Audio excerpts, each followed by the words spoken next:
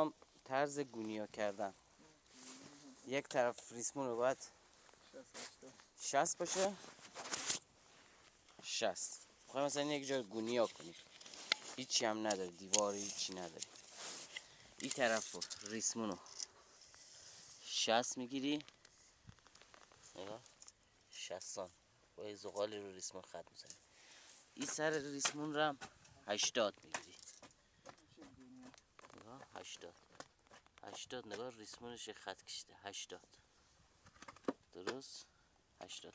وسط اینا گوشه اینا میشه اینجوری. از این 80 که خط کشیدی از اینجا متر رو میگیری تا این یکی باید 1 متر باشه.